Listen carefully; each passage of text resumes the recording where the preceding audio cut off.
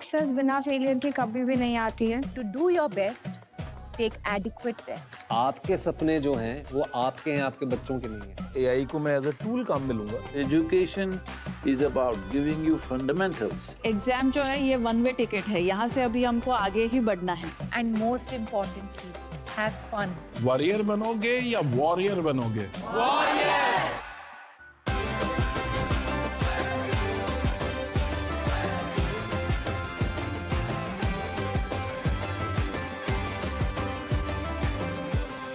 आपको तय करना होगा कि जीवन में सफल होना है कि किताबों से सफल होना है।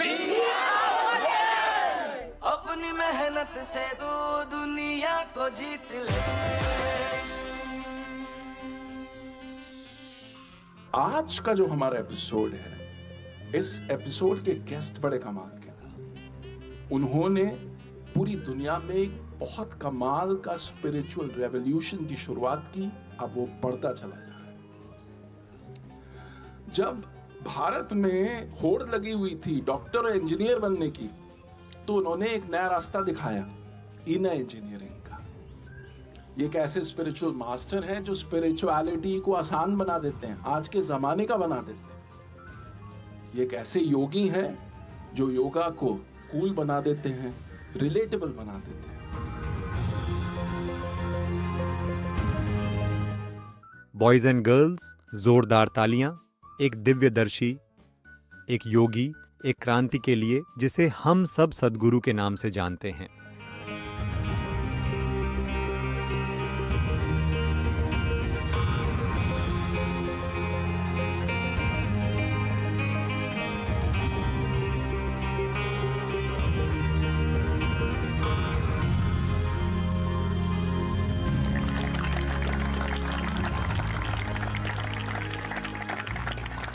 सद्गुरु परीक्षा पे चर्चा 2025 में आपका होना हमारे लिए सम्मान की बात है। इस मंच की परिकल्पना और निर्माण हमारे माननीय प्रधानमंत्री नरेंद्र मोदी जी ने की थी, जहां छात्रों को आप जैसी प्रतिष्ठित हस्तियों से सीधे बातचीत का अवसर मिलता है। इस मंच के बारे में आपके क्या विचार हैं? ये वाकई एक शानदार प्रयास है। मुझे लगता है कि दुनिया में कहीं भी विश्व के किसी भी नेता ने हमारे बच्चों में इतनी दिलचस्पी नहीं दिखाई है। जिस दबाव से बच्चे गुजर रहे हैं उसे लेकर चिंतित होना, और मैं इस बात की बहुत सराहना करता हूं कि प्रधानमंत्री बच्चों में परीक्षा को लेकर टेंशन, एग्जामिनेशन ब्लूज में दिलचस्पी ले रहे हैं। इसलिए मैं भी आज ब्लू ड्रेस में आया हूं। वैसे मुझे कोई टेंशन नहीं है।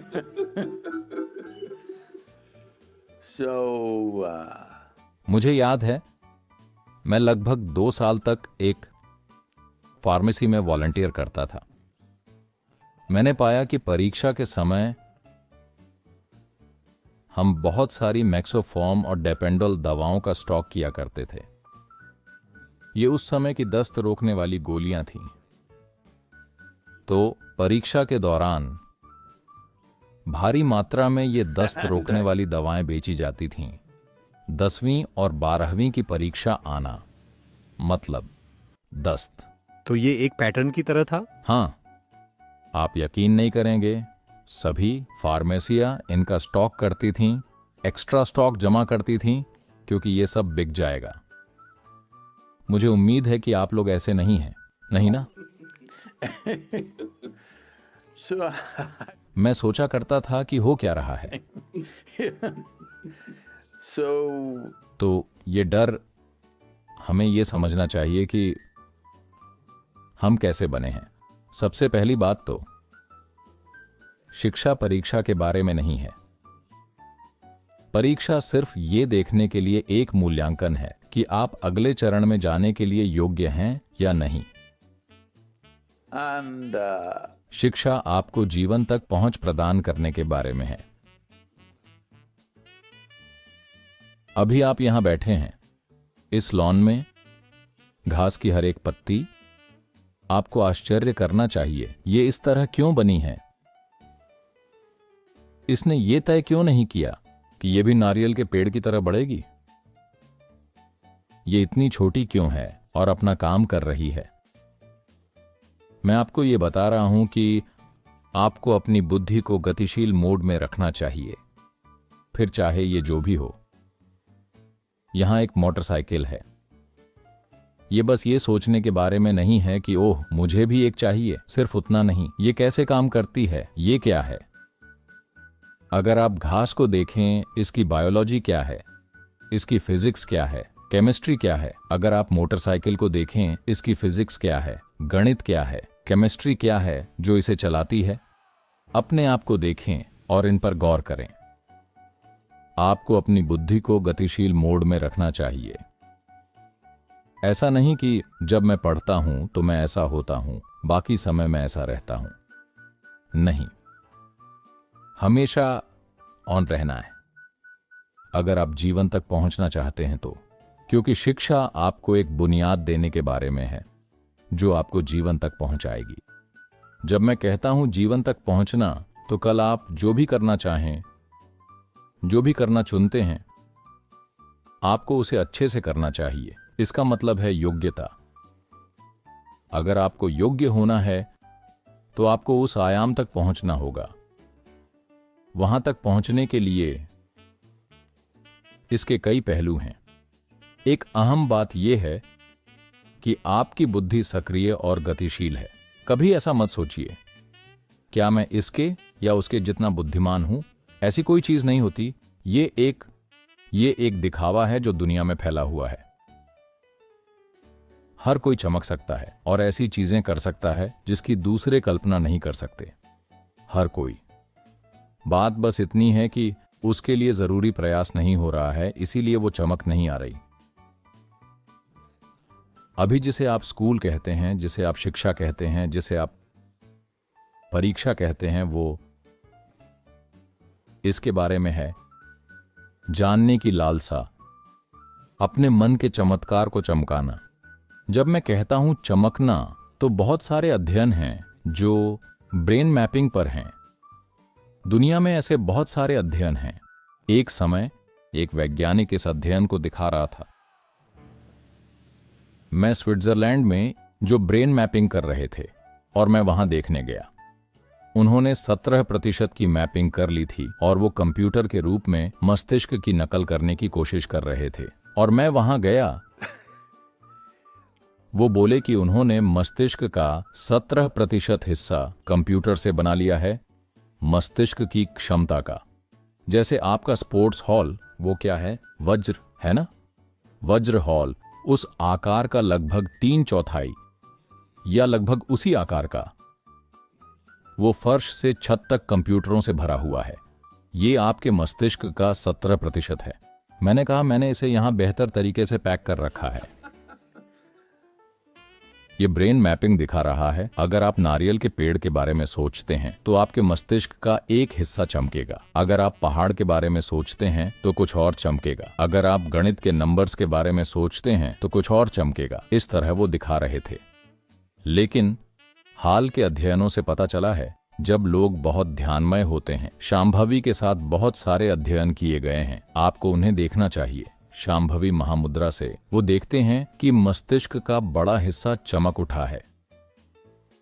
कोई एक विशेष हिस्सा नहीं, मस्तिष्क का बड़ा हिस्सा। ऐसा होने की जरूरत है कि सब कुछ चमक उठे। उसमें से क्या इस्तेमाल करते हैं वो आप पर है। देखिए, बुद्धि उपयोगिता के बारे में नहीं है।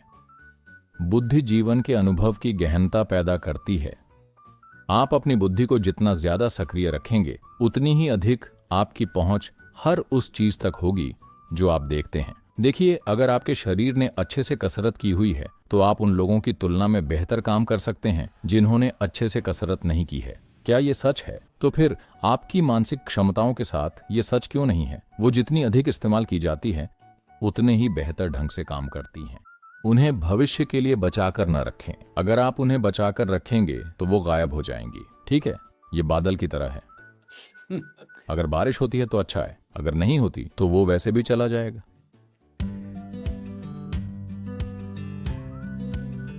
नमस्कार सदगुरु। मेरा नाम अनावी है। मैं 10वीं में हूँ, तो मैं बहुत तनाव महसूस करती हूँ मेरे बोर्ड और बाकी चीज़ों को लेकर। Board?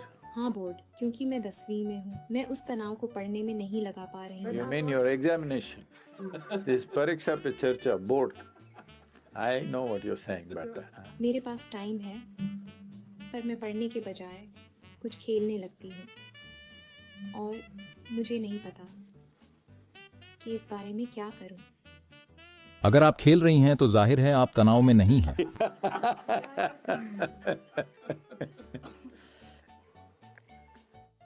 क्या मैं उन्हें कुछ बता सकता हूं? एक बहुत ही बुरा उदाहरण। मेरी 12वीं की परीक्षा में बस 15 से 20 दिन बचे थे और हमें हॉल टिकट लेना था। ये एक बड़ी बात थी क्योंकि मेरे जैसे लोगों को नहीं पता होता था कि हमें हॉल टिकट मिलेगा या नहीं, क्योंकि वो अटेंडेंस के प्रतिशत की जांच करते थे। तो मैं गया और मुझे मेरा हॉल टिकट मिल गया। तो मेरे लिए ये एक उपलब्धि जैसा था। तो हम साइकिल स्टैंड में खड़े थे और मैं अपने दोस्तों से बात कर रहा था और कह रहा था, पता है मैसूर शहर में मैं आम का विशेषज्ञ था। बचपन से ही मैं खोजा करता था कि कौन सा पेड़ कहाँ, उसके आम का स्वाद कैसा है, सब कुछ। पूरा मैसूर के आसपास का भूगोल मैं आमों को अच्छी तरह जानता हूं। तो आप आम को देखकर पेड़ को पहचान लेते हैं? नहीं, मैं पेड़ को देखकर आम को पहचान लेता हूं।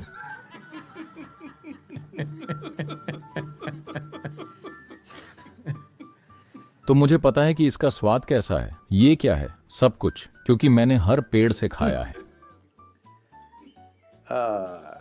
जैसा ये अभी भी कि मैं नहीं देखता कि क्या मेरा है और क्या मेरा नहीं है, तब भी मैं नहीं देखता था कि क्या मेरा है और क्या मेरा नहीं है।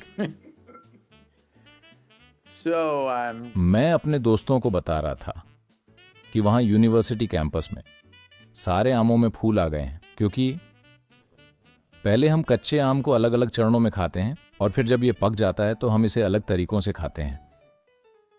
आम का मौसम मतलब बस आम और आम, ठीक है। तो मैं अपनी साइकिल पर बैठा था और उनसे कह रहा था, अरे चलो चलते हैं। और पहली मंजिल पर हेडमास्टर का, प्रिंसिपल का ऑफिस था, तो वो सुन रहे थे, हमें पता ही नहीं चला। फिर वो खिड़की पर आते हैं और चिल्लाते हैं, परीक्षा बस 15 दिन दूर है और तुम आम लेने जा रहे हो। मैंने सहज ही कह दिया, सर परीक्षा साल में 2 बार आती है, आम साल में सिर्फ 1 बार आते हैं। सही है।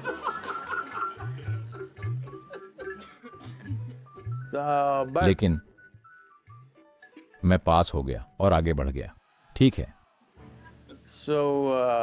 क्योंकि 15 दिन का मतलब है कि अब तक मेरे पास मेरी किताबें नहीं हैं।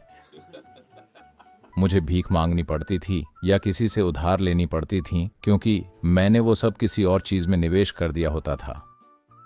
तो मैं एक अच्छा उदाहरण नहीं हूं, लेकिन मैं आपको बस बता रहा हूं कि आपकी किताबें आपकी बुद्धि के लिए चुनौती नहीं हैं। आप चाहे जो भी हों, चाहे आपने स्कूल में अब तक अच्छा प्रदर्शन न किया हो, लेकिन फिर भी मैं आपको बता रहा हूं, आपकी बुद्धि के लिए वो किताबें कोई चुनौती नहीं है। आप इसके प्रति एक खास तरीके से रुख अपनाकर इसे अपने लिए अनावश्यक रूप से मुश्किल बना रहे हैं। अपनी किताबों को ही एक खेल बना लीजिए। हेलो, इसे खेल बनाइए। आप खेल खेल में ही क्यों नहीं सीख सकते? अगर आपको आम पसंद हैं तो आपको आमों की बायोलॉजी सीखनी होगी, है ना? और सब कुछ। मैं कह रहा हूं, अगर आप इसे खेल बना लें तो आपकी किताबें चुनौती नहीं हैं। Okay, next question. मेरा नाम सिद्धार्थ है और मैं 10वीं क्लास में हूँ। आने वाले 5 महीनों में मेरा लक्ष्य अपनी परीक्षा में 495 अंक प्राप्त करना है, लेकिन मेरे कुछ ऐसे भटकाव हैं जो मेरा फोकस कम कर देते हैं, जैसे कभी मोबाइल फोन तो कभी सोशल मीडिया और कभी जरूरत से ज्यादा सोचना। तो इससे उबरने के लिए क्या आप मुझे गाइड कर सकते हैं? तो सोशल मीडिया और आपके पास वो जो फोन साथी है, आपके पास स्मार्टफोन है या डम्ब फोन? स्मार्टफोन। देखिए, आमतौर पर हम किसी को तभी स्मार्ट कहते हैं जब वो हमसे ज्यादा स्मार्ट होता है। हेलो? तो आपके पास ऐसा फोन नहीं होना चाहिए जो आपसे ज्यादा स्मार्ट हो। ये अच्छी बात नहीं है। आपको फोन से ज्यादा स्मार्ट होना चाहिए। फिर आप तय करें कि फोन को कैसे इस्तेमाल करना है। अगर फोन तय करता है कि उसका इस्तेमाल कैसे होना है, तो आपका ये फोन कुछ ज्यादा ही स्मार्ट है। आपको डम फोन चुनना चाहिए और ज्यादा सोचने के बारे में। देखिए, मेरी समस्या ये है कि दुनिया में कोई भी पर्याप्त नहीं सोच रहा है। वो पर्याप्त नहीं सोच रहे हैं। आप सभी को इनमें अंतर समझना चाहिए। सोचना यानी सचेतन रूप से सोचना, है कि नहीं? जो आपके नियंत्रण में है। जागरूकता पूर्वक। कंट्रोल शब्द का इस्तेमाल मत कीजिए। आपके विचार मुक्त होने चाहिए, नियंत्रित नहीं। तो जागरूकता पूर्वक विचार करने को सोचना कहते हैं। मानसिक दस्त का होना सोचना नहीं है। इसलिए इस अंतर को समझें। क्या आपके विचार खुद से भाग रहे हैं या आप सोच रहे हैं? अगर आप सोच रहे हैं तो यह शानदार बात है। हेलो? लोग हमेशा ज्यादा सोचने के बारे में बात करते हैं। ऐसी कोई चीज नहीं होती। आप ऐसा सोचिए जैसा कोई न सोच सके। हेलो? सिर्फ तभी आप कुछ सार्थक करेंगे जब आप उससे आगे सोचेंगे। जो अभी हो रहा है, तभी आप कुछ सार्थक करेंगे, है ना? अगर आपको लगता है जो आप सोच रहे हैं वो ज्यादा सोचना है, तो आप इसे ठंडा करने की कोशिश करेंगे, क्योंकि आपकी मशीन गर्म हो रही है। क्यों गर्म हो रही है?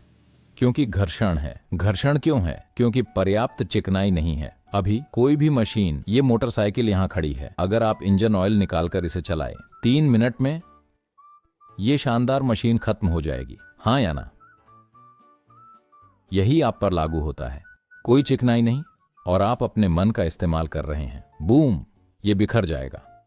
आप इसे तनाव कहें, चिंता कहें, चाहे इसे जो भी नाम दें। समस्या बस इतनी है कि आप नहीं जानते कि अपने मन को कैसे रखें।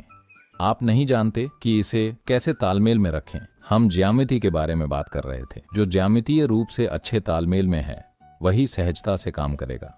जो अच्छे तालमेल में नहीं है, वो घर्षण पैदा करेगा, है ना? अगर घर्षण है तो आप स्वाभाविक रूप से गतिविधि कम कर देंगे। जहां भी घर्षण हो रहा है, उसे चलाना तनावपूर्ण होता है।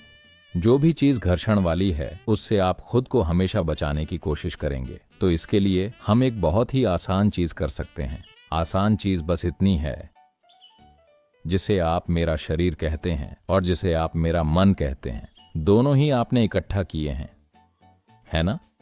आपने इन्हें धीरे धीरे इकट्ठा किया है। अपने मन की सारी सामग्री आपने इकट्ठा की है। अपने शरीर की सामग्री भी आपने इकट्ठा की है ना? आपने जो इकट्ठा किया है वो आपका हो सकता है, वो आप नहीं हो सकते। क्या ये सही है? अभी अगर मैं इस छोटे से बर्तन को अपनी छोटी उंगली से उठाने की कोशिश करूं, तो जाहिर है ये नीचे गिर जाएगा। अगर मैं इसे ऐसे पकड़ता हूं तो कोई समस्या नहीं होगी। आप कैसे थामते हैं ये बहुत महत्वपूर्ण है ना? आप जो भी इकट्ठा करते हैं, जो भी आपका है, जो आपके लिए उपयोगी है, आपको उसे सही तरीके से थामना होगा, तभी वो आपके लिए काम करेगा। अगर आप उसे सही तरीके से नहीं थामते तो वो आपके लिए काम नहीं करेगा, वो आपके खिलाफ काम करेगा। तो ज्यादा सोचने की ये प्रक्रिया, या इसे आप जो भी कहें, ऐसी कोई चीज नहीं होती। हो सकता है मन भाग रहा हो। क्यों भाग रहा है? आपको समझना चाहिए, क्योंकि आप अपनी मनोवैज्ञानिक प्रक्रिया और खुद के बीच का अंतर नहीं जानते। जो आप कर रहे हैं और जो आप हैं, उसके बीच कोई अंतर नहीं है। आप कुछ कर रहे हैं, क्या वो विचार हैं जो आप कर रहे हैं? क्या विचार आपके भीतर एक कार्य है? हेलो? आप विचार पैदा कर रहे हैं। अगर आप विचार पैदा कर रहे हैं, तो आप जो कर रहे हैं और जो आप हैं, ये दो अलग अलग चीजें हैं।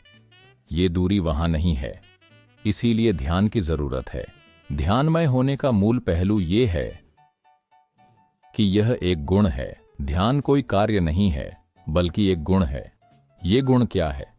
अगर आप यहां बैठते हैं तो आपके और आपकी विचार प्रक्रिया के बीच, आपके और आपकी शारीरिक प्रक्रिया के बीच थोड़ी सी दूरी होती है।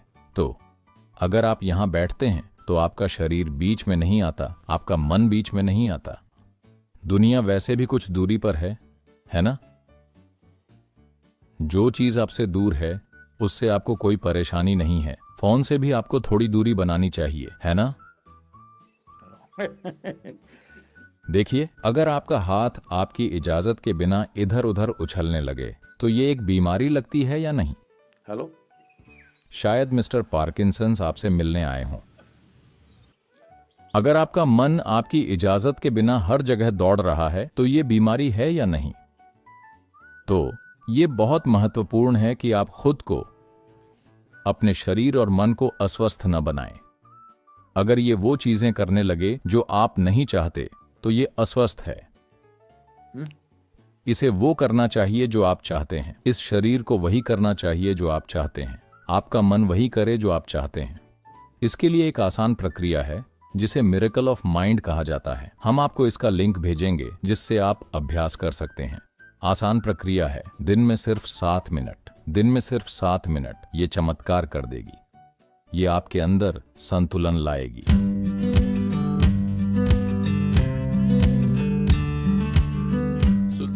तो सद्गुरु, अब समय है कुछ तकनीकें जानने का, कुछ योग जानने का।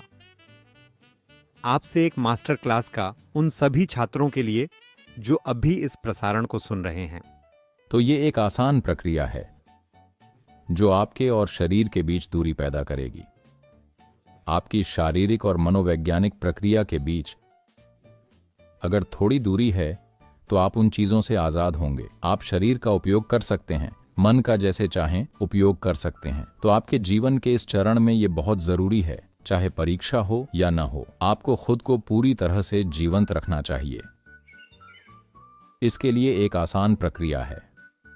आप जानते हैं कि ध्वनि एक कंपन है, तो हम कुछ बुनियादी ध्वनियों का उपयोग करेंगे।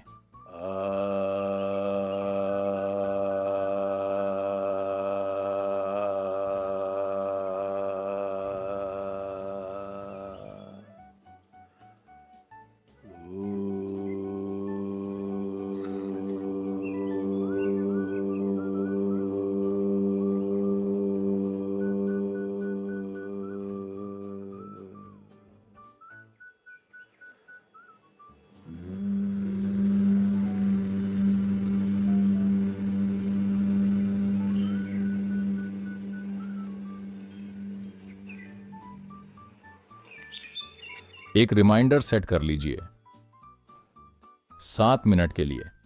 और 7 मिनट अगर आप इसे दिन में 2 बार कर सकते हैं तो ये जबरदस्त होगा, लेकिन सुबह 1 बार तो जरूर करें। खाली पेट करना सबसे अच्छा है, लेकिन इससे फर्क नहीं पड़ता। अगर आप 7 मिनट तक इन 3 ध्वनियों का उच्चारण करते हैं तो आप सिस्टम में ऊर्जा का एक नया संचार देखेंगे, अपने शरीर और मन में एक नई जीवंतता देखेंगे।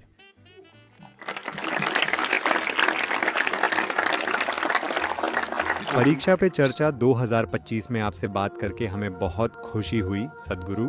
मार्गदर्शन के लिए धन्यवाद। मैं इस प्रयास की बहुत सराहना करता हूं। खैर, इसका उपयोग बच्चों को करना चाहिए। इतना ही नहीं, किसी भी तरह से अगर आप कुछ योग अभ्यास करते हैं, आसान चीजें जो शरीर और मन में संतुलन लाती हैं, तो ये अद्भुत काम करेंगी। सिर्फ परीक्षा के समय के लिए ही नहीं, अगर आप इन्हें अपने जीवन में अपनाते हैं तो ये आपको जीवन से ऐसे गुजारेंगी कि आप पर कोई खरोंच नहीं आएगी। आइए इसे संभव बनाएं। आई होप इस एपिसोड से आपने बहुत कुछ सीखा। आपको अब सुपर पावर मिल चुकी है योगा और मेडिटेशन की। तो अब बस आपको अपनी एग्जाम्स की तैयारी करनी है, मुस्कुराते रहना, हंसते रहना है। As our PM sir says, laugh in, laugh out. मैंने सीखा कि तनाव में रहने का कोई मतलब नहीं है।